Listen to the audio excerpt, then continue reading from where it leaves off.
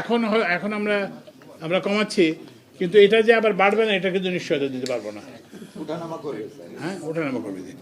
ওই যে IMF থেকে যে আমরা আমাদের যে মানে বৈদেশিক মুদ্রার যে সংকট আছে সেই সংকটে উত্তরণের জন্য আমরা একটা এনেছি, এটা $3 বিলিয়ন না। তো সেই সহায়তা কর্মসূচির আয়তায় আমাদেরকে নিয়মিতভাবে এই জ্বালানি তেলের মূল্য অ্যাডজাস্ট করতে হবে। আচ্ছা, আপনি জানেন যে আমাদের এখানে যে তেল, জ্বালানি যে তেল ব্যবহার করা হয় তার বেশিরভাগ হচ্ছে ডিজেল চালিত বাহনগুলো বেশি, সেখানে বেশি। তারপর হচ্ছে অকটেন আর হচ্ছে পেট্রোল। তো আমরা ডিজেলের দাম 106 টাকা 75 পয়সা থেকে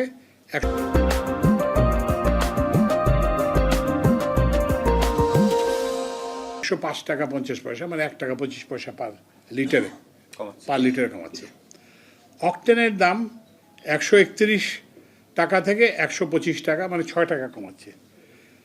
পেট্রোলের দাম 127 টাকা থেকে 121 টাকা, সেটাও 6 টাকা কমাচ্ছে।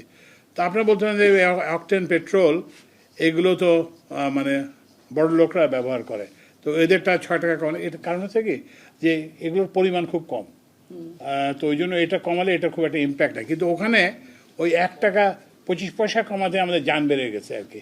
তো আমরা আরও চেষ্টা করব ভবিষ্যতে, আমরা যদি জ্বালানি মূল্য যদি স্থিতিশীল থাকে, আমরা ওই দক্ষতা বৃদ্ধির মাধ্যমে ওই যে প্রকিউরমেন্ট প্রাইস, কারণ এখন তো আমাদের একটা প্রকিউরমেন্ট প্রাইস তো অলরেডি আছে, তো সেটা কিন্তু আমি তো পরিবর্তন করতে পারবো না, একটা কন্ট্রাক্ট আছে।